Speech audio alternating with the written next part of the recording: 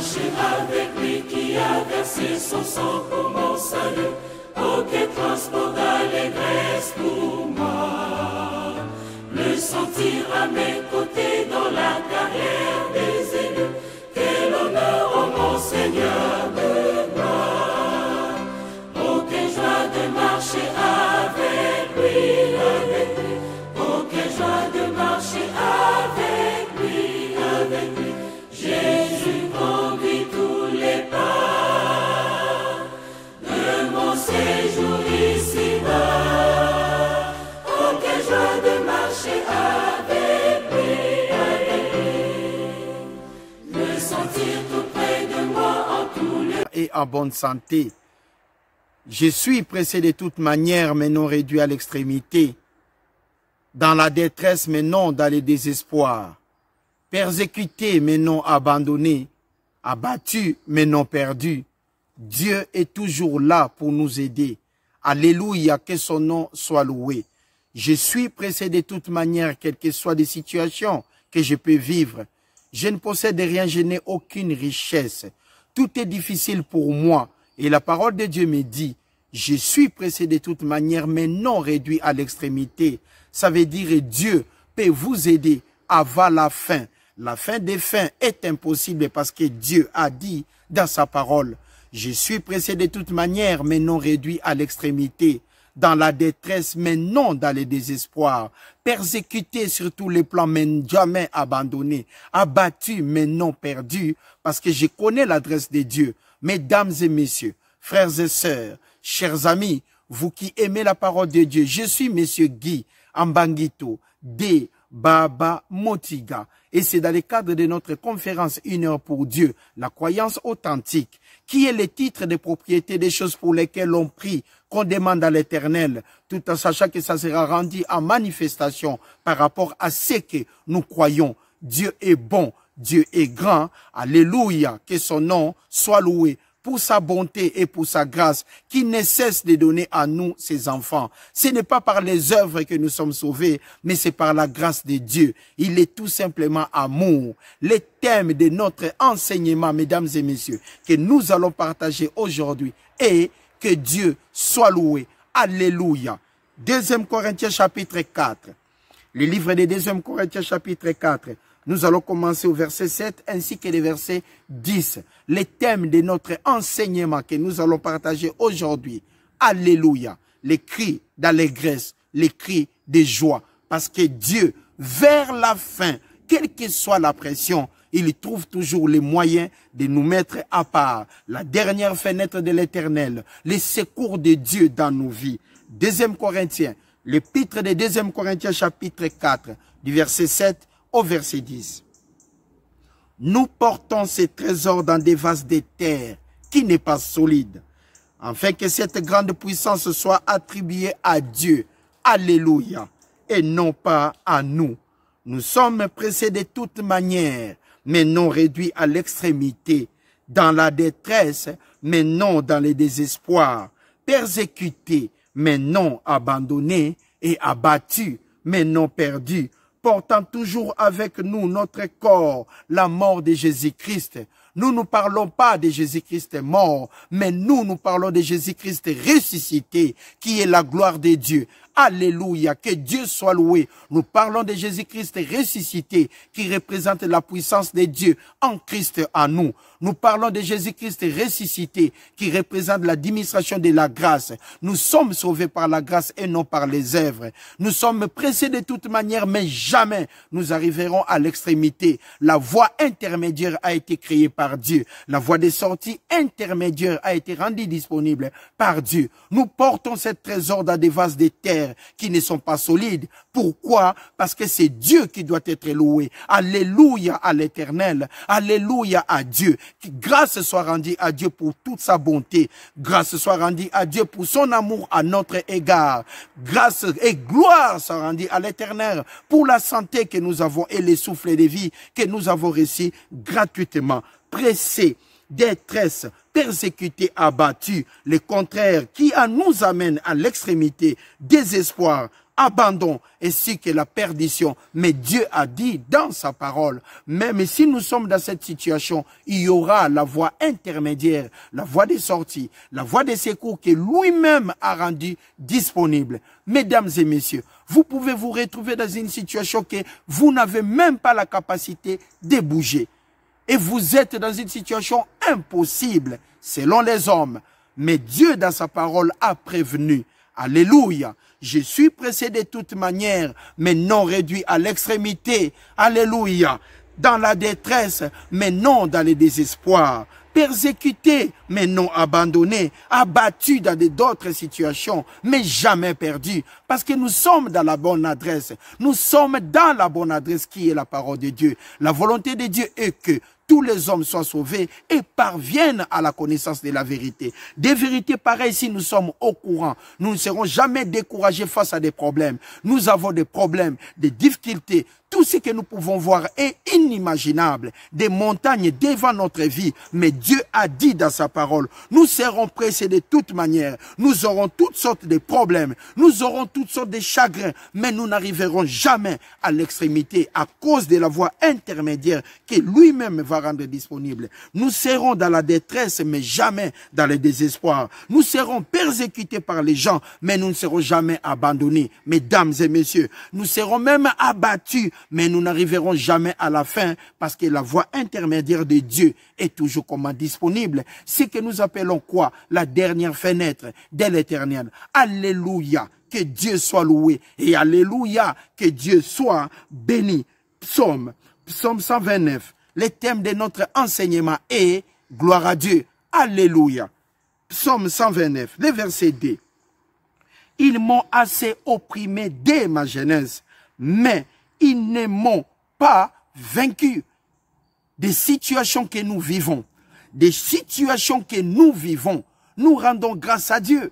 Nous ne rendons pas grâce à Dieu pour la mort de Jésus-Christ, mais nous rendons maintenant grâce à Dieu pour sa résurrection. Parce qu'aujourd'hui, nous sommes les héritiers de Dieu, ainsi que des co-héritiers de Christ par l'amour de Dieu qu'il a rendu disponible pour nous. Mesdames et messieurs, Dieu est tout simplement amour. Dieu est miséricordieux, il est puissant. On était opprimés, nous sommes opprimés, pressés de toute manière.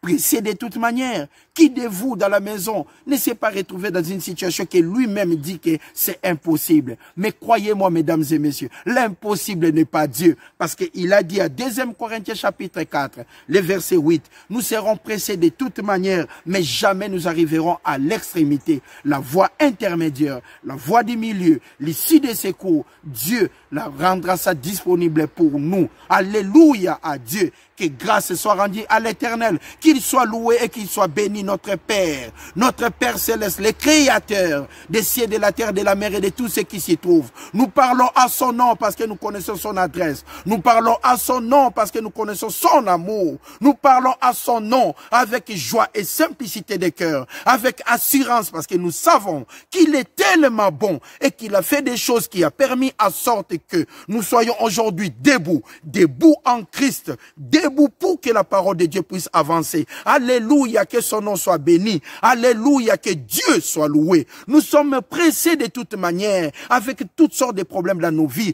Nous sommes pressés de toute manière, dans la détresse, mais jamais nous arriverons au désespoir. Nous sommes pressés de toute manière, mais jamais nous arriverons à l'extrémité. Parce que c'est Dieu nous a rachetés à un grand prix. Il a donné son Fils unique afin que quiconque croit en lui ne périsse point, mais qu'il ait la vie éternelle gratuitement. Nous sommes pressés de toute manière. Alléluia. Mais jamais nous arriverons à l'extrémité. Nous sommes pressés de toute manière. Alléluia. Mais jamais nous arriverons à la fin. La voie intermédiaire, la dernière fenêtre de Dieu, la dernière seconde de l'Éternel existera toujours dans la vie des gens pour leur sortie. Les livres des Actes, chapitre 12. Vers le même temps, le roi Hérode s'est mis à maltraiter quelques membres de l'Église. Il les fit mourir par l'épée. Jacques, frère des Jean. voyant que cela était agréable aux Juifs, parce que Jean et Pierre et les autres, les disciples, ils enseignaient que la parole de Dieu. Mais c'était tellement la puissance qu'on ne pouvait même pas contrôler. C'était tellement énorme. Hérode a mis la main sur eux. Voyant que ce qu'il faisait plaisait aux Juifs, il fit encore. Hérode ne s'arrêta pas. Il fit encore arrêter Pierre. Céphas, c'était pendant les jours de pain sans levain, c'était pendant la Pâque que Hérode a recommandé que Pierre, l'apôtre du Seigneur, que Pierre qui a porté la parole de Dieu pour que le cœur des gens soit béni, pour que le cœur des gens soit comblé de la bénédiction de l'Éternel, Pierre qui s'était né debout pour enseigner la parole de Dieu, Hérode le fit arrêter parce que ça, c'était agréable aux Juifs que la parole de Dieu ne puisse pas avancer. Mais mesdames et messieurs, il y a un principe que nous ne pouvons jamais oublier dans la vie. Nous ne sommes pas de ceux qui se retirent pour se perdre, mais nous avons la foi, la croyance, les titres de propriété. Nous avons la foi, la croyance, la démonstration des choses qu'on espère. Nous avons la foi, la croyance. Nous ne sommes pas des gens qui se retirent pour se perdre. Nous avons la foi qui nous assure que nous sommes dans la bonne adresse. Alléluia, que Dieu soit loué. Alléluia, que son nom soit béni. Alléluia, que papa là où tu es, que tu sois béni. Tu es parmi nous. Tu nous as toujours bénis. Grâce à toi, nous sommes aujourd'hui debout. Nous avons des souffles de vie. Grâce à toi, aujourd'hui, nous pouvons parler de toi ainsi que de ta parole. Il fit arrêter Pierre. Hérode fit arrêter Pierre. Après l'avoir saisi, Pierre était saisi et jeté en prison. Il est mis sous la garde de 4 escouades de 4 soldats, chacune 4 fois 4, avec l'intention de les faire comparaître. Ici, le mot comparaître, c'était déjà une condamnation, parce que Hérode voulait plaire aux Juifs, empêcher que la parole de Dieu soit enseignée. Voilà pourquoi nous disons toujours que cette parole sera enseigné avec joie et simplicité de cœur. Nous n'arrêterons pas d'enseigner ces miracles. Nous n'arrêterons pas d'enseigner la bonté de l'Éternel. Pourquoi? Avec l'intention de les faire comparaître devant le peuple après la Pâque. Et vous croyez que Pierre allait être libéré? Mais non, parce que la condamnation était déjà préparée d'avance. Verset 5. Pierre, donc, était gardé dans la prison et l'Église ne cessait d'adresser des prières à Dieu pour lui. Une demande avec insistance. L'Église demandait à Dieu s'il pouvait faire libérer Pierre. Verset 6. La nuit qui précéda les jours où Hérode allait le faire comparaître, le faire condamner pour plaire aux Juifs, Pierre, l'apôtre, Pierre, solidement ancré dans la dimension de Jésus-Christ, Pierre, lié de 2 chaînes, dormait entre 2 soldats et des sentinelles devant la porte qui gardaient la prison. Il y avait 4 escouades. Et Pierre dormait aussi avec des soldats. Là, nous voyons, c'est comme une maison fermée.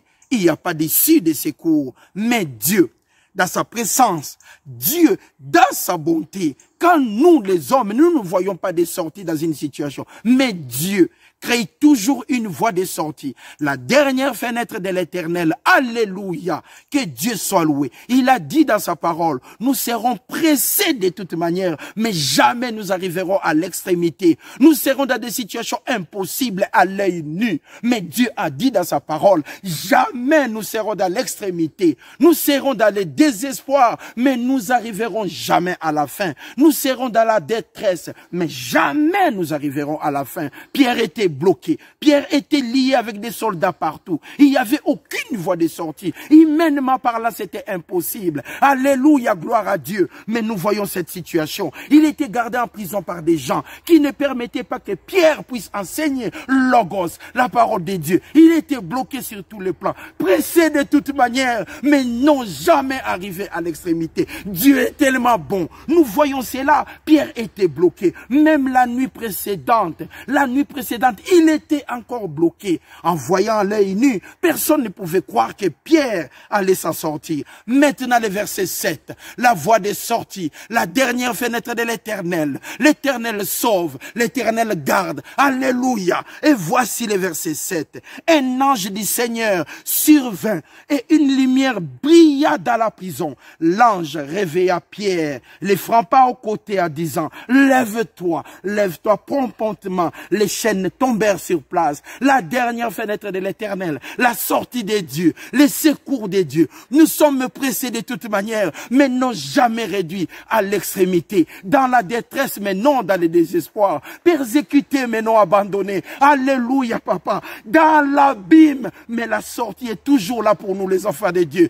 Qui même se moquera de moi, ça ne me ferait absolument rien, parce que Dieu est amour. Mesdames et messieurs, là où vous êtes, quelles que soient les situations que vous pouvez vivre, la voix de Dieu est toujours libre pour nous. C'est ce que nous appelons la dernière fenêtre de l'Éternel. Alléluia, parce que Dieu est amour. Qui pouvait imaginer que Pierre allait s'en sortir, mais Dieu envoya son ange. La dernière fenêtre de l'Éternel, il est notre papa. Quelles que soient les situations, mes frères et sœurs, mesdames et messieurs, chers amis, quand ça deviendra impossible pour vous, sachez-le, nous serons pressés de toute manière, mais non jamais réduits à l'extrémité. Il y aura toujours la voie intermédiaire, les secours que Dieu rendra disponibles pour nous, parce que nous voyons que Pierre était dans l'impossible, mais Dieu le retira du prison. 1 Samuel chapitre 23. Le livre de 1 Samuel chapitre 23, le thème de notre enseignement est Alléluia, que Dieu soit loué, que Dieu soit béni. Examinez et reconnaissez tous les lieux où il se cache. Puis revenez vers moi avec quelque chose de certain. Ça, c'est Saoul qui voulait tuer David. Parce que David allait lui remplacer. Saoul ne marchait jamais sur l'ordre de l'Éternel convenablement. Avant, il marchait bien. Les enfants d'Israël cherchaient un roi. Dieu donna le roi Saoul. Mais il devait être remplacé par David. Il chercha en sorte que David meure. Il a envoyé des gens. Examinez et reconnaissez tous les lieux où il se cache. Puis revenez vers moi avec quelque chose de certain. Je partirai avec vous. S'il est dans le pays, je le chercherai parmi tous les Judas. Il chercherait quoi? David parmi tous les Judas jusqu'à l'attraper. Et comment? Lui donner la mort. Verset 24. Ils s'élevèrent donc et allèrent à Ziph avec Saoul. David et ses gens étaient où? Au désert de Maron. Et ce désert de Maron était à 12 km d'Hébron. C'est quoi? Dans le royaume de Juda. Comme on a toujours dit, il y avait le royaume de Juda, le royaume d'Israël. L'autre côté, c'était les Philistins. Et de l'autre côté, c'était le royaume de Moab. Que Dieu vous bénisse. Nous allons continuer notre enseignement pour voir combien l'Éternel est vraiment miséricordieux. La voie des sorties est pour Dieu. Et la dernière seconde de Dieu va toujours nous bénir. Et nous allons voir dans cette situation si David avait trouvé les voies de secours. Que Dieu vous bénisse abondamment. Que Dieu vous bénisse abondamment.